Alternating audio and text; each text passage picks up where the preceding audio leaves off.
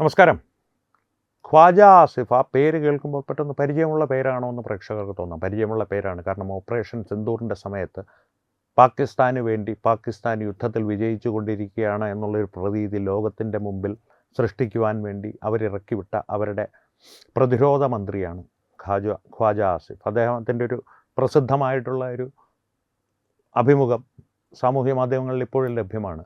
ഭാരതത്തിൻ്റെ ഒരു നിരവധി വിമാനങ്ങളെ ഞങ്ങൾ വെടിവെച്ചിട്ടു, അതിന് തെളിവ് എവിടെയെന്ന് അഭിമുഖം ചെയ്യുന്ന വ്യക്തി ചോദിക്കുമ്പോൾ അത് സോഷ്യൽ മീഡിയയിലുണ്ട്, നിങ്ങൾക്ക് അന്വേഷിച്ചാൽ കിട്ടും. അതായത് പാകിസ്ഥാൻ്റെ കയ്യിൽ തെളിവില്ല. അത്തരത്തിൽ പരിഹാസ്യനായ, എന്നാൽ ലോകം തന്നെ പരിഹസിക്കുകയാണെന്ന് തിരിച്ചറിയാത്ത, അഥവാ തിരിച്ചറിഞ്ഞാൽ പോലും അത് തനിക്ക് പ്രശ്നമല്ല. കാരണം നാണക്കേടെന്നുള്ളൊരു പ്രശ്നമേ തനിക്കില്ല. നാണമുണ്ടെങ്കിലല്ലേ നാണം കെടേണ്ടതുള്ളൂ എന്നുള്ള തരത്തിൽ ലോകത്തോട് ഇപ്പോഴും ഇടപെട്ടുകൊണ്ടിരിക്കുന്ന പാകിസ്ഥാൻ്റെ പ്രതിരോധ മന്ത്രിയാണ് ഖ്വാജ ആസിഫ്.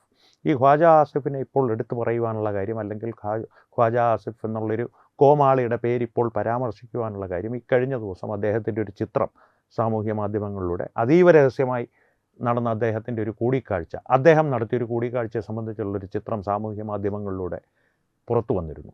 അത് ആരുമായിട്ടായിരുന്നു എന്ന് ചോദിച്ചാൽ യാസിർ അറാഫത്ത് ഭട്ട് എന്നൊരു വ്യക്തിയുമായിട്ടായിരുന്നു ഖ്വാജ ആസിഫ് കൂടിക്കാഴ്ച നടത്തിയത്. ഈ യാസിർ അറാഫത്ത് ഭട്ട് ആരാണ് എന്ന് ചോദിച്ചാൽ PMML എന്നൊരു സംഘടനയുണ്ട് പാകിസ്ഥാനിൽ. പാകിസ്ഥാനി മർക്കസി മുസ്ലിം ലീഗ് എന്നാണ് ആ സംഘടനയുടെ മുഴുവൻ പേര്. അതിനെ PMML എന്ന് ചുരുക്കപ്പേരിൽ വിളിക്കും. ആ സംഘടനയുടെ നേതാവാണ് ഈ യാസിർ അറാഫത്ത് ഭട്ട്. ഈ PMMLൻ്റെ ഒരു പ്രത്യേകത എന്ന് പറഞ്ഞാൽ ഇതിൻ്റെ സ്ഥാപകൻ നമ്മുടെ അജ്ഞാതരന്വേഷിച്ചു കൊണ്ടിരിക്കുന്ന അജ്ഞാതരുടെ ലിസ്റ്റിൽ ഏറ്റവും മുകളിലുള്ള, എന്നാൽ ഇതുവരെ അജ്ഞാതൻ്റെ കൈപ്പാങ്ങിന് കിട്ടാത്ത ഹാഫിസ് സയ്യിദാണ് ഇതിൻ്റെ സ്ഥാപകൻ. ലഷ്കർ എ തൈബ പോലുള്ള ഭീകര സംഘടനകളുമായി വളരെ അടുത്ത ബന്ധം പുലർത്തുന്ന ഒരു സംഘടനയാണ് ഈ PMML. അപ്പോൾ ഈ ഖ്വാജ ആസിഫിൻ്റെ ഈ ഒരു കൂടിക്കാഴ്ച, യാസിർ അറാഫത്ത് ഭട്ടുമായിട്ടുള്ളൊരു കൂടിക്കാഴ്ച ഭാരതീയ രഹസ്യാന്വേഷണ ഏജൻസികൾ വല്ലാത്ത സംശയങ്ങളും ഒരു ജാഗ്രതയും ഉണർത്തിയിട്ടുണ്ട്.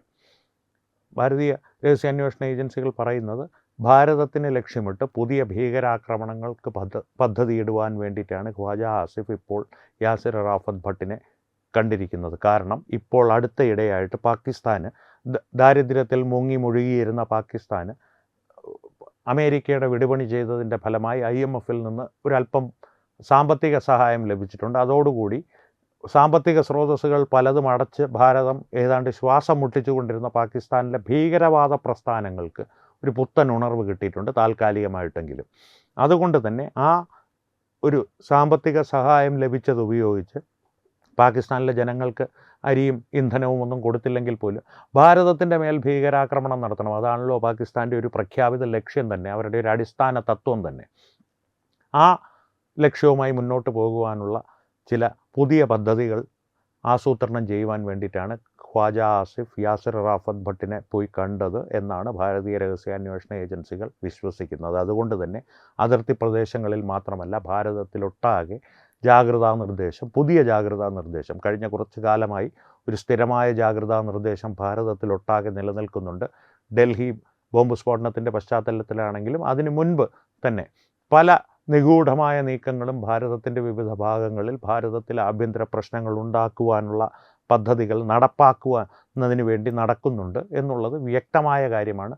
പല ഭീകരവാദ സംഘടനകളുടെയും ശൃംഖലകളെ ദൈനംദിനം എന്ന വണ്ണം അന്വേഷണ ഏജൻസികൾ പിടികൂടിക്കൊണ്ടിരിക്കുകയാണ്. പല ആക്രമണ പദ്ധതികളും പൊളിച്ചുകൊണ്ടിരിക്കുകയാണ്. എന്നിരുന്നാലും പലപ്പോഴും ഞാൻ പറയാറുള്ളൊരു കാര്യമുണ്ട്, ഇത് ഞാൻ കണ്ടുപിടിച്ചൊരു കാര്യമല്ല.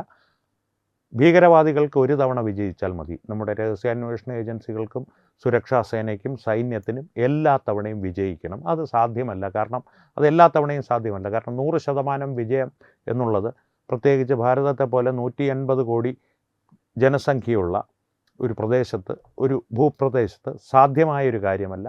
അതിന് ദൈവം തന്നെ നേരിട്ട് വന്ന് വിചാരിക്കണം. ഭാരതത്തിലെ ദൈവങ്ങൾ തന്നെ നേരിട്ട് വിചാരിക്കണം. ദൈവങ്ങൾ തൽക്കാലം കലിയുഗത്തിൽ നേരിട്ട് ഇറങ്ങി വരാൻ ഉദ്ദേശിച്ചിട്ടില്ല. അതിനുള്ള സമയമാകുമ്പോൾ ഇറങ്ങി വരാമെന്നാണ് അവർ പറഞ്ഞിരിക്കുന്നത്.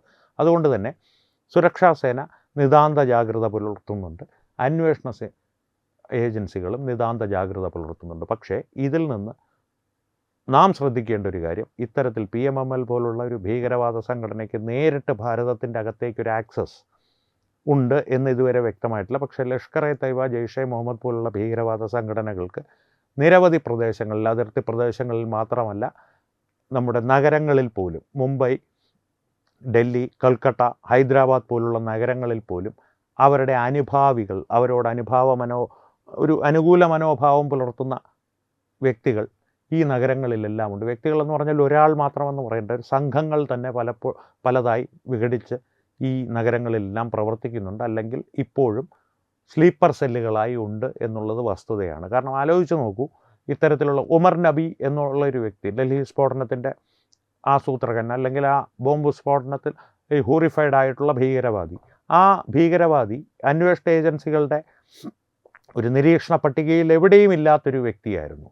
പെട്ടെന്നൊരു സുപ്രഭാതത്തിൽ പൊങ്ങി വന്ന ഒരു സ്ലീപ്പർ സെൽ ആയിരുന്നു ഉമർ നബി. അതുപോലുള്ള സ്ലീപ്പർ സെല്ലുകൾ നിരവധി രാജ്യത്തിൻ്റെ വിവിധ ഭാഗങ്ങളിലുണ്ട് എന്നുള്ള കാര്യത്തിൽ അന്വേഷണ ഏജൻസികൾക്ക് ഉറപ്പുണ്ട്. ഒരു സംശയവും വേണ്ട അക്കാര്യത്തിലെന്നാണ് അവർ എല്ലാ സംസ്ഥാനങ്ങളിലെയും നിയമപാലകരെ അറിയിച്ചിരിക്കുന്നത്. ഇതിൻ്റെ പ്രത്യേകത കേരളത്തിലേക്ക് വരുമ്പോൾ, മുൻപ് ചെയ്തൊരു വീഡിയോയിൽ തന്നെ കേരളത്തിലെ നിയമപാലകരുടെ ഇടയിൽ പച്ച വെളിച്ചത്തിൻ്റെ സാന്നിധ്യം എപ്പോഴും ഉണ്ടെങ്കിൽ ഇത് സംബന്ധിച്ചുള്ള ജാഗ്രതാ നിർദ്ദേശങ്ങൾ എത്രത്തോളം ഗൗരവത്തോടുകൂടി പ്രാബല്യത്തിൽ വരുത്തപ്പെടും കേരളത്തിൽ എന്നുള്ള സംശയം നിലനിൽക്കുന്നു. പ്രത്യേകിച്ച് ഇക്കഴിഞ്ഞ ദിവസം ഗുരുവായൂരിൽ നിന്നൊരു കശ്മീരി യുവാവിനെ പിടികൂടി മനോരോഗിയാക്കി മാറ്റി. നിരവധി സംഭവങ്ങൾ ഇതിനു മുൻപും ഉണ്ടായിട്ടുണ്ട്. പത്മനാഭസ്വാമി ക്ഷേത്രത്തിൽ സന്ദർശിച്ചു പോയ ഒരു വ്യക്തി ഭീകരവാദ സംഘടനകളുമായി ബന്ധമുള്ളൊരു വ്യക്തിയാണെന്ന് പിന്നീട് അറിയുവാൻ കഴിഞ്ഞു. വട്ടിയൂർക്കാവിൽ സ്ഥിര സന്ദർശനമുണ്ടായിരുന്നു, ഭാര്യ വീട് അവിടെയായിരുന്നു അത്രേ. ഐസിസുമായി ബന്ധമുള്ള ആളുകളെ കനകവലയിൽ നിന്ന് പിടികൂടിയിട്ടുണ്ട്. കേരളം ഒരു ഭീകരവാദത്തിൻ്റെ സർവകലാശാലയായി തന്നെ മാറിക്കൊണ്ടിരിക്കുന്നു എന്നുള്ള കാര്യത്തിൽ സംശയമൊന്നും വേണ്ട. പക്ഷേ ഈ സർവകലാശാലയിൽ തൽക്കാലം അവർ ബോംബുകളൊന്നും പൊട്ടിച്ചില്ലെങ്കിലും എന്തെങ്കിലും ആസൂത്രണങ്ങൾ ഇവിടെ ഇരുന്ന് ചെയ്ത് പദ്ധതികൾ തയ്യാറാക്കി രാജ്യത്തിൻ്റെ മറ്റു സംസ്ഥാനങ്ങളിൽ ഇത്തരം ഭീകരവാദ പ്രവർത്തനങ്ങൾ അവർ നടത്തില്ല എന്നുള്ള കാര്യത്തിൽ ഉറപ്പൊന്നുമില്ല. അതുകൊണ്ട് തന്നെയാണ് നിതാന്ത ജാഗ്രത വേണമെന്നുള്ള ഒരു സന്ദേശം കൃത്യമായി കേരളത്തിലുള്ള നിയമപാലക സംവിധാനത്തിന് ഇടയ്ക്കിടെ കേന്ദ്ര അന്വേഷണ ഏജൻസികൾ നൽകിക്കൊണ്ടിരിക്കുന്നത്. ആ പശ്ചാത്തലത്തിലാണ് ഖ്വാജ ആസിഫും യാസിർ അറാഫത്ത് ഭട്ടുമായിട്ടുള്ള കൂടിക്കാഴ്ച ഇപ്പോൾ അന്വേഷണ ഏജൻസികൾ കാണുന്നത്. കാരണം ഇതിൻ്റെ അകത്തൊരു ഭീകരവാദ പ്രവർത്തനം എവിടെയെങ്കിലും നടന്നു കഴിഞ്ഞാൽ, ഒരു ഭീകരാക്രമണം എവിടെയെങ്കിലും നടന്നു കഴിഞ്ഞാൽ കൃത്യമായിട്ടൊരു 100-ൽ 90% കേരളവുമായിട്ട് ഏതെങ്കിലും തരത്തിലൊരു ബന്ധം ആ ഭീകരവാദത്തിന് കാണും, ആക്രമണത്തിന് കാണും എന്നുള്ള കാര്യം ഉറപ്പാണ്. 10% ചിലപ്പോൾ കാണില്ല. കാരണം എന്ന് വെച്ച് കഴിഞ്ഞാൽ കേരളത്തിൽ നിന്ന് പോയവർ ഫണ്ടൊക്കെ കൊടുത്തിട്ട് ഇവരുമായിട്ട് നേരിട്ട് ബന്ധമൊന്നും കാണില്ല. അതുകൊണ്ട് ആ ബന്ധം പുറത്ത് വരില്ല 10%-ൻ്റെ കാര്യത്തിൽ. എനിക്കതിലും സംശയമുണ്ട്. ഒന്നുകൂടി ഒന്ന് ചികഞ്ഞ് അന്വേഷിച്ചാൽ, ഒന്നുകൂടി ഒന്ന് നോക്കൂ എന്ന് പറഞ്ഞാൽ, എങ്ങാനും ബിരിയാണി കൊടുത്താലോ എന്നുള്ള തരത്തിലൊന്ന് അന്വേഷിച്ച് നോക്കിയാൽ ചിലപ്പോൾ ആ ബന്ധവും തെളിഞ്ഞു വന്നേക്കാം. പക്ഷേ ഈ ഒരു കൂടിക്കാഴ്ചയുടെ പശ്ചാത്തലത്തിൽ അന്വേഷണ ഏജൻസികൾ എന്തായാലും ജാഗരൂകരായിരിക്കുകയാണ്. ഇനി മറ്റൊരു പ്രശ്നം കൂടി ഈ ഒരു അവസരത്തിൽ ചർച്ച ചെയ്യേണ്ടതുണ്ട്. അത് ആഗോളതലത്തിൽ നടക്കുന്ന ഒരു യുദ്ധത്തിൻ്റെ പശ്ചാത്തലത്തിൽ ഇത്തരത്തിലൊരു ഭീകരാക്രമണം ഇപ്പോൾ ഭാരതത്തിൽ ആസൂത്രണം ചെയ്ത് നടപ്പാക്കുന്നത് എളുപ്പമാണ് എന്നുള്ളൊരു ധാരണ ഭീകരവാദികൾക്കിടയിലുണ്ട്. അജ്ഞാതന്മാർക്ക് പണിയുണ്ടാകും, പാകിസ്ഥാനിൽ പണി കൂടും എന്നുള്ള കാര്യം സത്യം.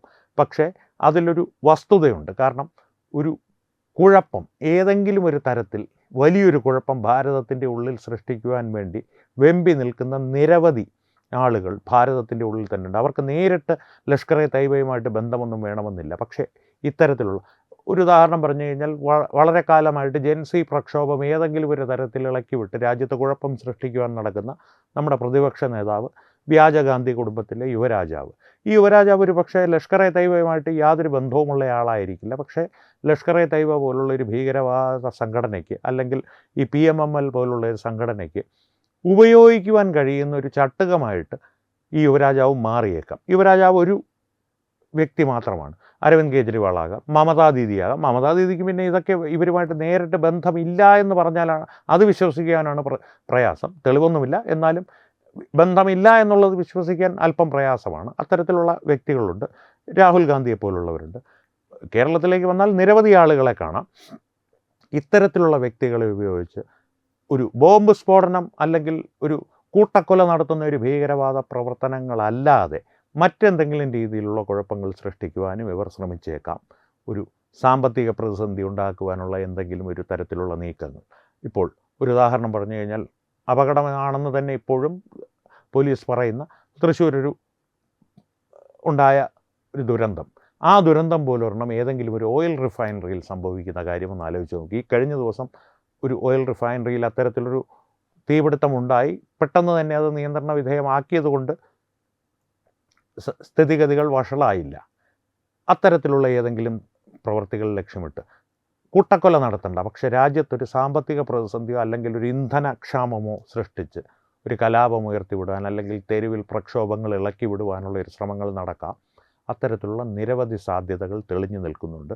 ആ പശ്ചാത്തലത്തിൽ കൂടി വേണം ഖ്വാജ ആസിഫ് എന്ന കോമാളി യാസിർ അറാഫത്ത് ഭട്ട് എന്ന ഭീകരനെ പോയി കണ്ടത് നാം വിശകലനം ചെയ്യുവാൻ. എന്തായാലും രഹസ്യാന്വേഷണ ഏജൻസികൾ ഇത് സംബന്ധിച്ചുള്ള വിശദമായ അന്വേഷണങ്ങൾ നടത്തുന്നുണ്ട്, പാകിസ്ഥാനിലും ഭാരതത്തിലും.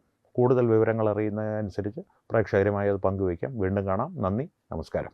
വിട്ടുവീഴ്ചയില്ലാത്ത നിലപാടുകളുമായി ദേശീയതയുടെയും സമാജത്തിൻ്റെയും ശാക്തീകരണത്തിനു വേണ്ടി തത്വമയിയുടെ ജൈത്രയാത്ര തുടരുകയാണ്. യൂട്യൂബിൽ മാത്രം തത്വമയിക്ക് 10 ലക്ഷം സബ്സ്ക്രൈബേഴ്സിലേക്ക് എത്താൻ ഏതാനും ചുവടുകൾ മാത്രമാണ് ബാക്കി. മറ്റ് സോഷ്യൽ മീഡിയ പ്ലാറ്റ്ഫോമുകളിലും തത്വമയിയുടെ നിറസാന്നിധ്യം തുടരുകയാണ്. ഈ അവസരത്തിൽ ഞങ്ങൾക്ക് നിങ്ങളോടുള്ള അഭ്യർത്ഥന ഞങ്ങളോടൊപ്പം നിൽക്കുക എന്നുള്ളതാണ്.